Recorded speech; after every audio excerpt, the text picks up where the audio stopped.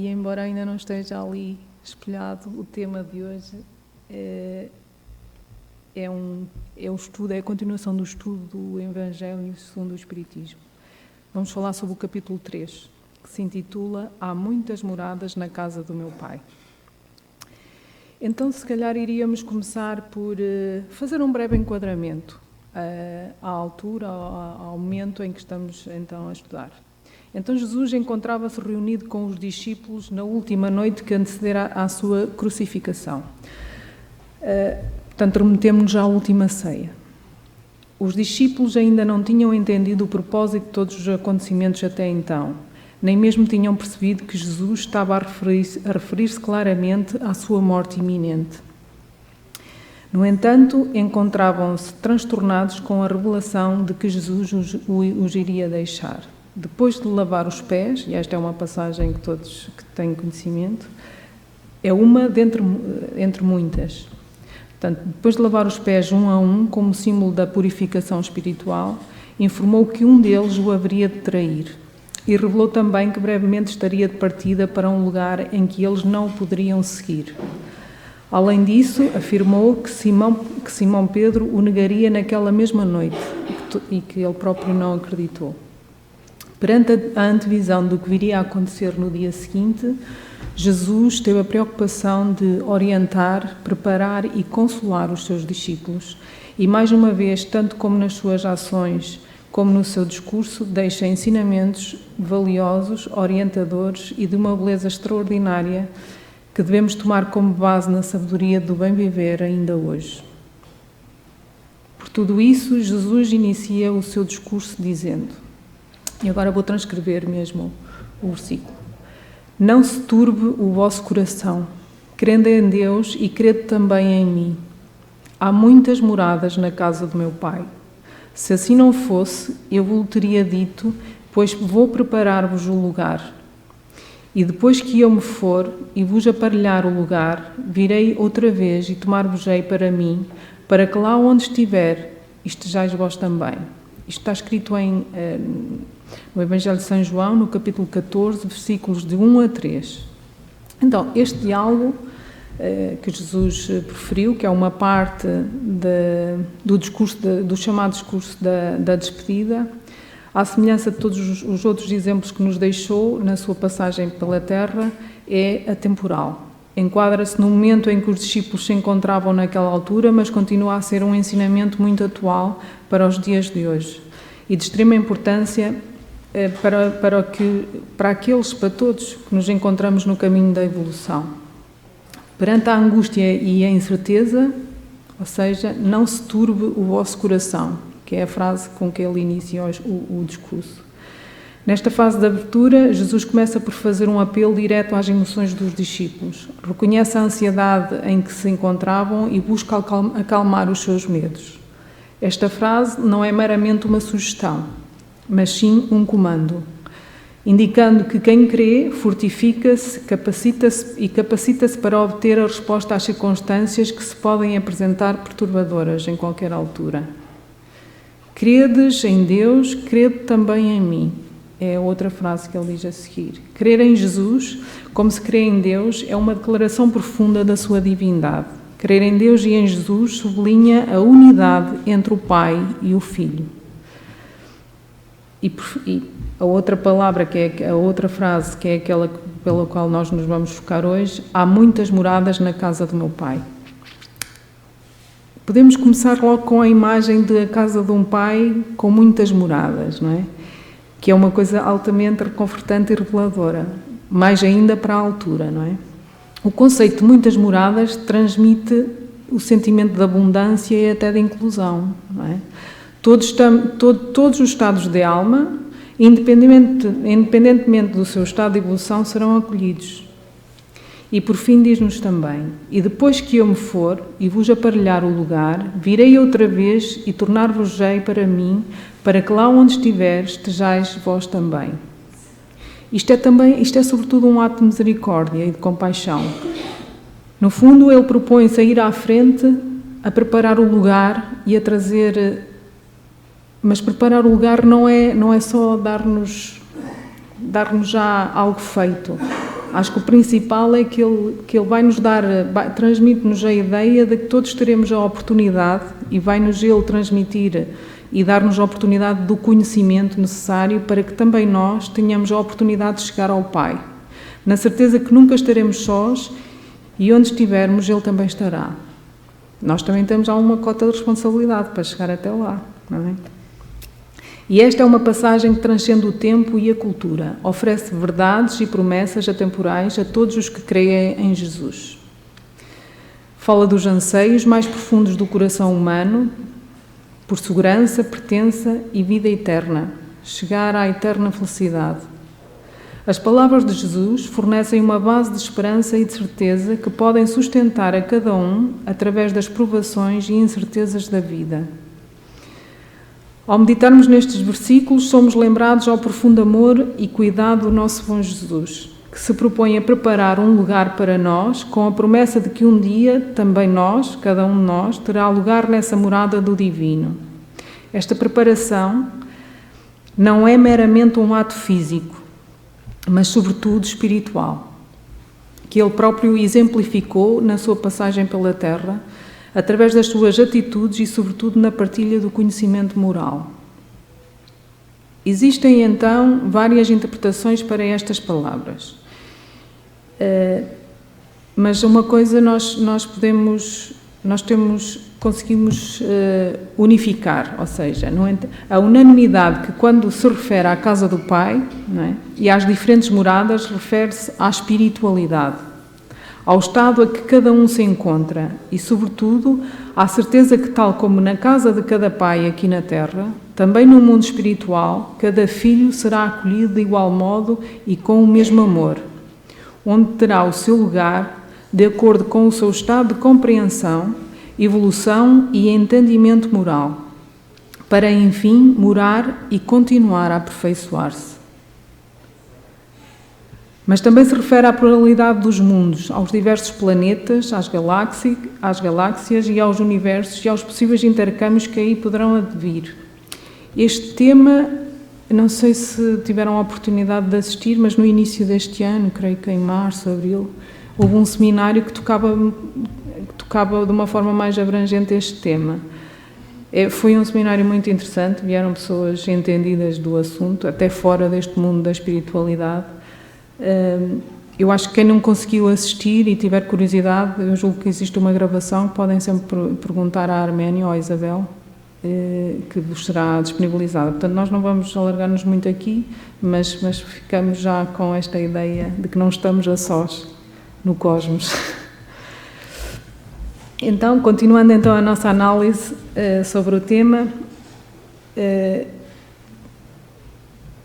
continuamos então. A casa do Pai é então o universo. As diferentes moradas são os mundos que circulam no espaço infinito, oferecendo aos espíritos desencarnados estações apropriadas ao seu entendimento. Independentemente da diversidade dos mundos, essas palavras podem também ser interpretadas pelo estado feliz dos espíritos na erraticidade. Conforme ele mais ou menos puro e liberto das atrações materiais, o meio em que estiver, o aspecto das coisas que considera, as sensações que experimenta, as percepções que possuir, tudo isto varia no infinito. Enquanto uns, por exemplo, não podem afastar-se do meio em que viveram, outros elevam-se e percorrem o espaço e os mundos. Isto é como aqui na Terra. Enquanto uns deixam passar a vida, outros dedicam-se e aprofundam e conhecem, e estudam e avançam. Também outros, enquanto certos espíritos culpados erram nas trevas, os felizes gozam de uma luz resplandecente e de sublime espetáculo no infinito. Enquanto, enfim, o malvado, cheio de remorsos e pesares, frequentemente só, sem consolações, separado dos objetos e da sua afeição, geme sob a opressão dos sofrimentos morais, o justo, então, junto aos que ama, goza de uma inexplicável felicidade. Essas também são, portanto, diferentes moradas, embora não localizadas nem circunscritas. Mas vamos começar por analisar alguns conceitos. Falamos aqui em erraticidade. vamos então perceber o que é que Kardec nos diz sobre este conceito. Então, erraticidade é o estado dos espíritos durante os intervalos das suas encarnações. Quanto ao termo errante, vem do latim errans, errantis, que significa que anda sem destino e que se engana. Kardec denominou errantes os espíritos que estão no plano espiritual, ou seja, espíritos ainda em desenvolvimento, sujeito a erros e às diversas reencarnações. Das interpretações das palavras de Jesus, temos então duas que podemos considerar. Portanto, a primeira, a casa do Pai é então o universo e as diferentes moradas são os mundos que circulam no espaço infinito, oferecendo aos espíritos encarnados estações apropriadas ao seu entendimento. E Kardec vai mais longe e diz que podemos também entender que a frase "há muitas moradas na casa do meu Pai" ao estado feliz ou infeliz dos desencarnados na erraticidade, embora não localizadas nem circunscritas. Faz também um breve resumo das categorias dos mundos habitados. Então, quanto ao grau de adiantamento ou inferioridade dos seus habitantes, ele categoriza os mundos em três estados: inferiores, medianos e superiores, em que nos mundos inferiores, portanto, a existência é toda material, reinam soberanas as paixões, o apego à matéria, sendo quase nula a vida moral. Portanto, isto foi aquilo que nós já passámos, creio eu. Depois, nos mundos medianos, que é onde se localiza a Terra, o planeta Terra, mistura-se o bem e o mal, predominando um ou outro, segundo o grau de adiantamento da maioria dos que o habitam. É aqui que nós nos encontramos. Temos a esperança de brevemente passarmos para a categoria seguinte, que são os mundos superiores. Então, nesta categoria, ele classifica com mais ou menos superiores a todos os respeitos da relação da Terra, podendo ser angelical. Portanto, é algo que já está fora da matéria, digamos assim. Por outro lado, encontramos também uma divisão básica dos mundos habitados. E então ele começa por classificar da seguinte forma. Primeiramente, temos os mundos primitivos, que são destinados às primeiras reencarnações da alma humana, passando para o mundo de expiação. Portanto, isto é como se fosse uma escala. Nós estamos num e vamos, consoante a nossa evolução moral, vamos passando até um dia chegarmos aos mundos celestes, digamos assim. Portanto, no mundo de expiação, os mundos de expiação e provas, onde domina predominantemente o mal. Já no mundo da regeneração, as almas que ainda têm o que expiar aurem novas forças, repousando as fadigas da luta. Ou seja, já começam a existir algumas abébias, digamos assim. Já estamos a entrar num estado de moral e de conhecimento mais profundo, embora, obviamente, temos muito que caminhar. Depois temos os mundos ditosos, em que o bem já supera o mal, já existe muito mais bem do que mal, mas ainda existe algumas coisas a limar. E, finalmente, nos mundos celestes,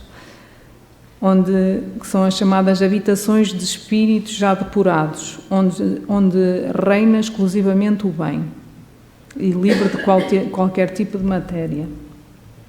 Então entendemos que no Espiritismo podemos buscar e entender que a morte do corpo físico só por si não transforma ninguém, certo? Ou seja, as mudanças do sentir, pensar e agir acontecem por esforço próprio. Após muitas reflexões sobre si mesmo, sobre as suas ações e reações, no viver cotidiano, no dia-a-dia e naquilo que nós vivemos connosco e com os outros, aqui ou no além, e nas diversas até reencarnações sucessivas, não é? Despertam-se então no plano espiritual como realmente se é. Portanto, nós quando saímos da matéria e acordamos do outro lado, não vamos ser assim tão diferentes daquilo que somos aqui. Portanto, Renascemos com as mesmas ideias e com a mesma maneira de ser. São tantos e tão variados os estados das almas que deixam o corpo físico que Kardec escreveu ser possível também interpretar as palavras de Jesus no sentido de serem esses estados a morada dos espíritos. Cada um está no plano espiritual ligado aos sentimentos, às emoções, aos ideais e às ações que vivenciaram quando encarnados. Ou seja, nós ao pensarmos nisto, Kardec lança aqui um convite à reflexão de vários temas e podemos colocar algumas questões que muitas vezes, tendo consciência delas, nós conseguimos ter presentes no nosso dia-a-dia e na forma como vivemos. Então a primeira questão que se coloca é, tendo consciência disto, não é? Que vamos sempre encontrar uma morada, mas não sabemos qual, e ainda por cima essa morada depende de nós, não é? A primeira questão que se coloca é o que estamos a construir para nós, aqui e agora, e o que estamos a projetar para o futuro. O que é que nós estamos a fazer agora para depois encontrarmos aquela tal morada que nos faz sentir melhor e bem e orgulhoso? Outra questão que podemos colocar é como será a nossa próxima morada? Como queremos que ela seja? E qual será o nosso estado de alma? Que é, o estado de alma, segundo Kardec, é aquilo que vai definir a tal morada que vamos encontrar. Quem já conseguiu viver o dia-a-dia com esta consciência e com esta presença, não é? Com certeza que a forma de agir e o próprio ser se irá transformar. A transformação é o veículo mais versátil, mais eficaz para evoluirmos. É algo que vem de dentro. Não vamos esperar que tudo o que nos rodeia se transforme se nós não tomarmos a iniciativa de nos transformarmos primeiro. Então eu gostava ainda de deixar aqui uma outra ideia e talvez até uma outra reflexão. Para que cada um de nós, na sua intimidade, pudesse chegar a um entendimento próprio. Então, como foi dito, estas palavras foram proferidas por Jesus na última ceia, no chamado discurso da despedida. Aliás, é uma passagem bíblica fabulosa. Eu não a conhecia inteira, este trabalho obrigou-me, entre aspas, a pesquisar e eu fiquei realmente, acho que são ensinamentos que toda a gente conhece, mas se calhar nem todos refletiram sobre eles. E de facto há algumas frases que são ditas que nos tocam profundamente e talvez até sejam transformadoras. Portanto, eu aconselho a toda a gente a ler. É um bocadinho extenso, mas é muito interessante. Portanto, neste discurso da despedida, isto é um tesouro, não é? Portanto, é extenso, mas é riquíssimo na partilha de ensinamentos para a evolução moral. Então, neste último discurso, Jesus aborda temas como o amor, a unidade entre os seres, não é? Entre o próximo, a vinda do tal Espírito Santo e a importância de permanecer nele, e faz também na altura, faz uma oração pelos seguidores, pedindo ao Pai que os proteja e que os una. Portanto, a importância das pessoas cuidarem de si, mas também do próximo, de haver união entre os demais. Faz questão de deixar uma mensagem reconfortante, de fé e da possível salvação para todos, sem exceção. Todos têm a sua oportunidade. Este momento é significativo, pois representa uma espécie de recordatório e reforço dos ensinamentos já exemplificados na prática por ele.